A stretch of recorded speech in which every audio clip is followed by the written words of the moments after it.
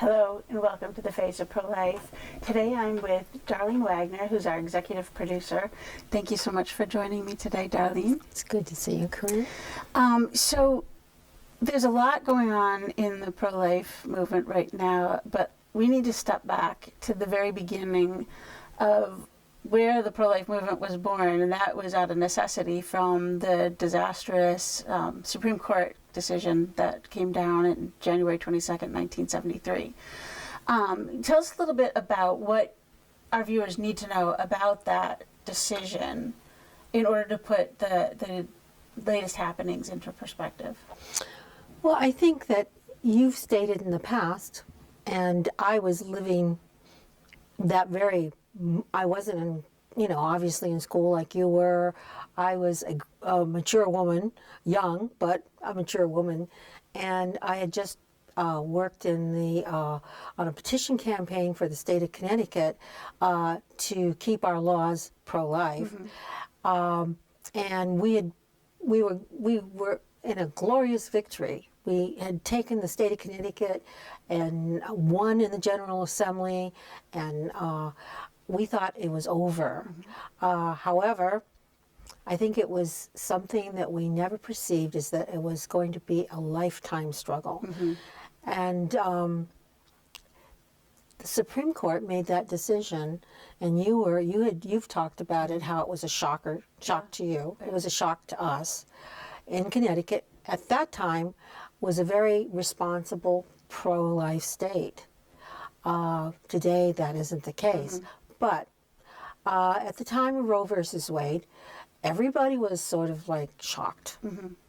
And supposedly the decision was based on that it was somehow in the Constitution, under a right of privacy, that a woman had a right to an abortion. No one really fully was explaining it, except that the Supreme Court judges had made this decision. We would, within a week, I believe it was, is it Doe versus Bolton, or No, it was the same day they were deciding. was it the same day? Doe Well, versus Bolton. then it was orchestrated. Right. It was meant to literally make abortion on demand. Right. They planned it. Yeah. It was all planned. On our part, those of us in pro-life, even though it was infant pro-life, we didn't have a clue as to what was happening. It was like a battlefield taking place, but we were being shot at. Because at that point, the states were drawing lines. I was raised in Michigan. Michigan, that in 1972, November, had just reaffirmed by a ballot initiative, reaffirmed the right to life, and wanted to keep abortion illegal in Michigan. You're saying that Connecticut had done the same thing. New York was different. Abortion was legal in New York. In California. And so, but that wasn't enough. That wasn't enough for the pro-aborts. They wanted it in all 50 states. So they did take the Texas case, that was the Roe versus Wade. They said that the woman, Roe, had been raped. She wasn't. She was married, in fact. Yeah, she was Separated but married. She was pregnant. She never did get an abortion. She placed her baby for adoption, but she allowed herself to be used by the system in order to forward the case through the Supreme Court. Like you said, the Doe versus Bolton case, which was decided on the same day, was challenging a Georgia law. So the Roe versus Wade made abortion legal in all 50 states up until the first trimester, whereas states couldn't really have any say in illegalizing abortion in the first trimester. Doe versus Bolton said that the states had a little bit more wiggle room after the first trimester, but not if it's had anything to do with the life or health of the woman. So health actually was defined as pretty much anything, and so you're right, it made abortion legal through all 40 days or 40. But this was what we didn't know. I think the general public really didn't know. Even intellectuals within the government did not know. This was all well Oh orchestrated. yeah. Oh yeah. And it was planned this way Yeah. by the forces who were anti-life. Because Doe, the woman that they used in that case, she never wanted an abortion to begin with. In fact, she died a broken heart because she had been so duped into being used by the system, because she had gone to a legal aid to help her get custody of her children from her abusive husband, and she was pregnant at the time, and she had already decided to place the baby for adoption, and they basically had her sign papers that she didn't know what she was signing, because she had a very low, she did not have a very good education. She had never finished high school, and they used her, and she was very upset by the whole thing. She died a broken heart, and So it really was people who were using women in order to bring about a political ideology that they have, Right. that life has no value except if it's, I don't know at what point. Yeah. Even today, we're starting to see the same type of people thinking that it's okay to kill outside of the womb. Babies. So just stepping, reiterating the fact that it was orchestrated. So Bernard Nathanson, who was a notorious abortionist in New York City, he was part of NARAL, and he admitted, he became pro-life later on, but prior to Roe versus Wade being decided, he and a bunch of other colleagues had faked news polls, faked the polls, making, around the time of the decision, to make sure that the judges knew that everybody in the United States was pro-abortion, which truly was not the case. They just totally made up the numbers. They lied about the number of women who were injured or dying from illegal, back alley abortions, to make it a more sympathetic case, again, for the Supreme Court. And so the whole thing was a lie to begin with. And even though the battle lines had been already drawn, it came down to the Supreme Court just basically coming in and just foisting this on the people, right, on the states. So it's really it never was a good had any legal basis.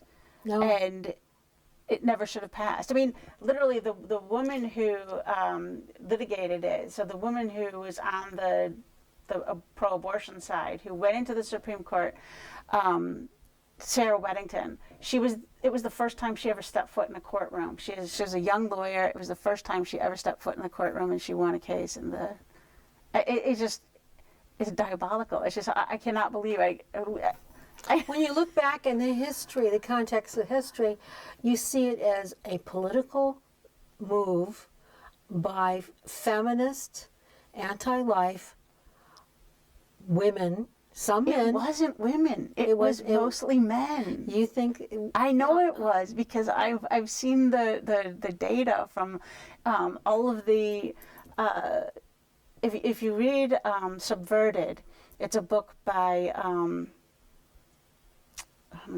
Sue Ellen Broder. She was a young woman who she's a journalist. She was trained in journalism, and she started at a college writing for Cosmo, and she loved it. She said they basically just made up stories. But once she became pro-life, and once she realized what was going on, she has done a lot of research, and the original. The second wave feminists who wanted, women to get equal pay, they wanted to have the right to work even though they were pregnant. The things that, really you think are fair and logical for women to achieve in the workplace, their whole movement was taken over by Bernard Nathanson and some of his colleagues, and they kind of snuck that abortion in along with the rest of it. So the ERA wasn't going to include abortion until it was the men who convinced the women to do it. Well, I know he was the father of abortion. That's what they called him. I know that he had when he did Silent Scream, when he was filming a video for, I believe it was to train a doctor to do abortions, and he actually saw a child in utero recoil from the instruments of his death that were being inflicted, and he saw the child trying to get away, that it impressed him so much, the impact was so great that he realized that he'd also killed his own child in say the same manner, and that he had a conversion. I think it doesn't matter who's done what in this issue. We now have feminists that are absolutely gone totally, I don't know, pathological. You know, that there's killing in the womb. Well, and it's a killing out. bloodthirst. Bloodthirst. It's really, I mean, I think the women, have been brought up believing that it was a right, but our rights are God-given. God does not give you the right to kill a child, or anybody supposedly else except someone who's threatening your life. That's supposed to be the only conditions you kill somebody. But we're evolving into a culture that is divided in half. It is, and you can see the lines are being redrawn. So they were drawn before Roe versus Wade, but now they're starting to be redrawn again. So New York passed as soon as Judge Kavanaugh was confirmed. Everybody went crazy thinking, "Oh my gosh, Roe versus Wade is on its last leg." So as soon as they get something to the Supreme Court, we're not going to have the right to kill our children. So they believe that if Roe's turned over, it'll go back to the states. And so some of the states are like gearing up for that. And New York was the first. And they had such a radical bill. It's abortion on demand for whatever reason up until birth and including birth. So if the baby's accidentally born alive, you can also kill the baby. I somehow think that there's something else that's gone on that's so diabolical, is that after so many years of having the power over someone else's life, that people don't know when to stop any longer. They don't know how to draw the limits. They always told us that they really didn't approve of abortion, but that it was necessary. And of course, in some cases, there might be severe conditions in which you might be pressed into thinking that emotionally somebody might need help during their pregnancy, and I can understand them being sympathetic to a point, not to terminate a life, to end a life, to take a life, but I can understand that they're great concern for the person. But today, they're not really concerned about what status this person has. They just wantonly, under any conditions, whether it's sex selection, physical deformity, or Inconvenience, or sex of the child, inconvenience, or you want to, you want to take a vacation and it's interrupting your vacation. There doesn't seem to be any reason, rhyme or reason, and they're prepared to kill a child on the delivery table in an abortion. I mean, it kind of like, if they're willing to kill the child once the baby's already out of the womb, it kind of tells you that it's my body, my choice, because That's right. Once the baby's out of your body, it shouldn't any longer be a choice whatsoever. So let's go back to Roe versus Wade. If it was about her body and the child is no longer in her body, how could Roe versus Wade be applied? I mean, it really separates this decision, which never answered the question when life begins. Right. In fact, it said in the Supreme Court decision, Blackmun, I believe it was, who made the statement, "We need not answer the difficult question when life begins." Right.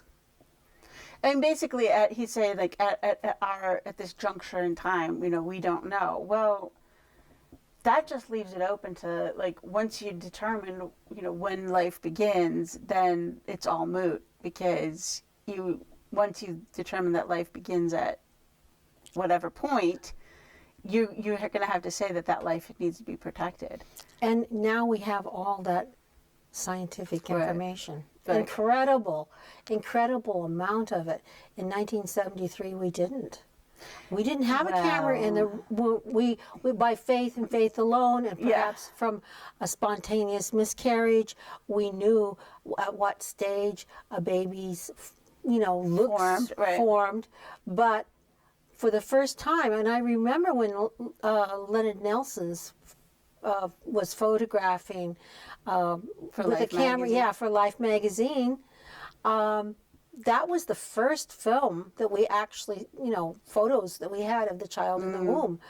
And that was after Roe versus Wade, a year or so afterwards. And it was like, we would take all those Leonard Nelson films and go to churches and go wherever they'd let us go and show them so that everyone would see how beautifully formed the child is in utero. And how early it was formed. And they would say, oh, nah, that can't be. So we didn't have all that material that we now have today, which we have this tremendous, we have children doing somersaults and sucking their thumb and grabbing their twin in utero hugging and yawning and listening to music and, doing all these extraordinary things in utero. And we didn't have that before. And that kind of brings up, like, the idea that a lot of other states, I think, like I said, the battle lines are being drawn again. So New York has gone with this extreme pro-abortion bill, and other states have come up with very pro-life bills. We've got heartbeat bills, meaning that there's certain states, Ohio, Georgia, Missouri, there's some other, I can't think of all of them, but they have passed laws saying that once the heartbeat is detected, you can't kill that child, which kind of makes sense because, if a person has a heartbeat, you can't call them legally dead. So obviously if you have a heartbeat, you're legally alive. It's not only scientifically accurate, it's absolutely rational. Yeah. And yet... But what most people don't understand is that you can detect a heartbeat in the baby at 6 weeks. And that's post last menstrual period. So it's basically 4 weeks into the pregnancy from the time she... You wouldn't even know you were hardly pregnant. A lot of women don't know that they're pregnant. So that's why, these third wave feminists are going crazy, because that does harshly eliminate a lot of the majority of abortions, because most women don't even know. And so they're pregnant. There never was that great compassion that they said that they had, and this was regrettable. They really want random control over the life of another human being, and it would be their child in utero. Or somebody, there's a great deal of financial benefits to a lot of people in abortion. Right. So they to them, it's a lifestyle for them to make a living off of abortion. Yeah, I mean, because they're not only making money off the abortion, but they're also selling baby body parts to researchers, so they're making money off the baby body parts. It's like a sickening. What about Alabama's law? So now Alabama is the most strictest abortion law ever.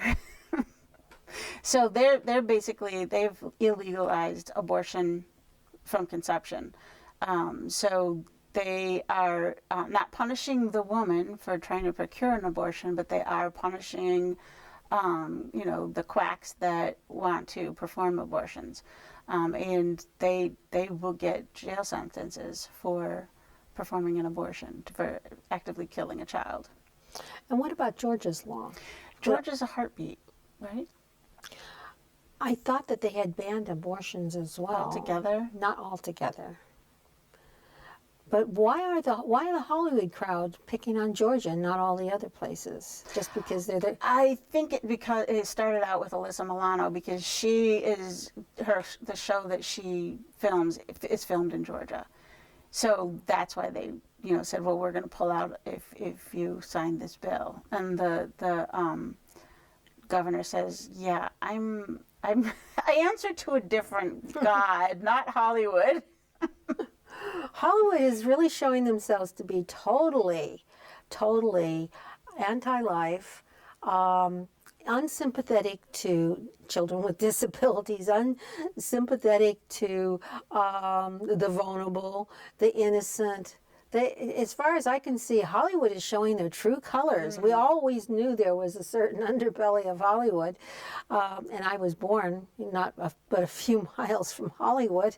I was born in Riverside, California, which is a suburb sort of Los Angeles, and not suburb, but it's close enough. And they're showing their true colors. That they have no feelings and no great sympathies, nor do they even possess true civil rights in their hearts. And that's the interesting thing. We were talking about that. It's interesting that a lot of the states that are going very pro-life are very either Southern or very Republican. And the states that are going like on the opposite scale, like so Massachusetts is trying to pass their own New York style death bill.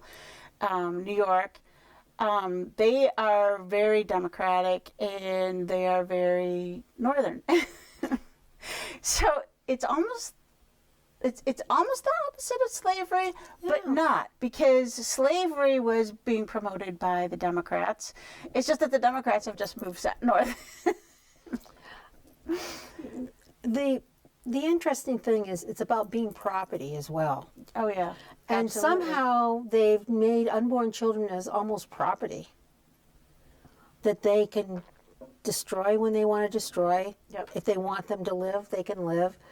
The same thing is what a slave owner had in the South. Right. That it was his property. And it's interesting, the Supreme Court case that institutionalized slavery in the United States, that reaffirmed it, was the Dred Scott case, and that was a 9-2 decision, just like Roe versus Wade was a 9-2 decision in the courts. So it's not settled law. Slavery was never a right granted in the Constitution, nor was abortion ever a right granted in the Constitution. So there are a lot of things that the Supreme Court has allowed: 1, slavery; 2, segregation; 3, abortion, that really were never intended to be a right that was granted to individuals in the United States. And it's not a right because rights are God-given.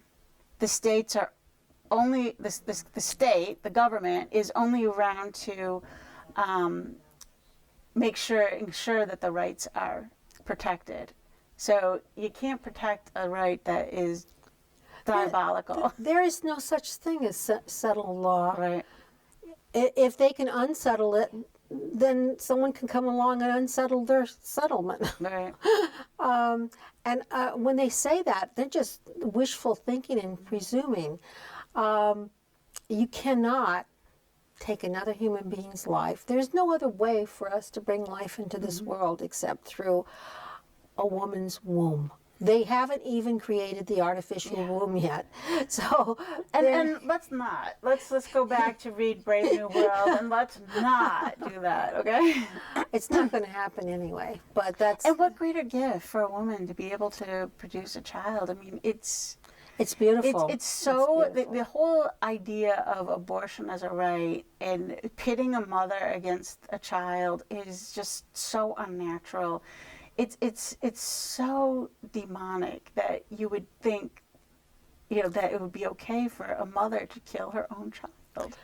I also find it very hard to understand how a politician could want to kill the next generation of voters. I do not understand the theory behind that. Well, because you can't control those ones. You can't control what they're going to, how they're going to vote. That's why they want to import all the ones that know they'll vote for them. Yeah, it's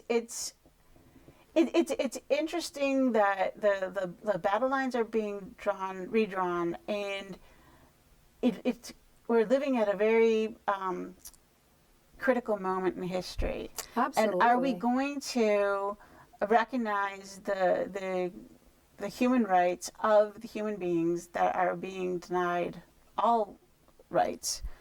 Or are we going to stand on the side of a woman's supposed right to kill the child in her body? You know, so we need to recognize that there are instances where a woman who finds herself pregnant is in crisis.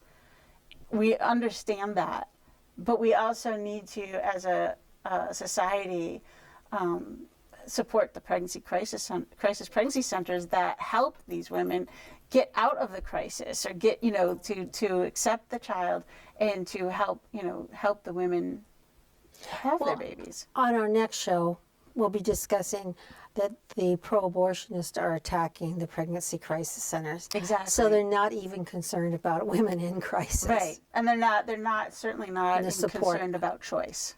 No. They're the ones that are totally anti-choice. So it's a really an interesting time if you've been following the pro-life movement for a while. If you haven't, hold on. It's going to get ugly. It is. And before this is all over, history is going to be written in such a manner which future generations will talk about this time as the changing point. And we're on the cutting edge. And you're on the cutting edge for watching The Face of Pro-Life. Thank you for joining us today, Darlene. Thank you for joining us today. We hope that you talk to your family and friends about the things you see here on The Face of Pro-Life. If we don't talk about these things, if we don't spread the truth, then nothing is ever going to be done, and we're never going to help women and help them save their own babies. We want you to join us the next time, and when you look in the mirror, you'll realize yours too is the face of pro-life.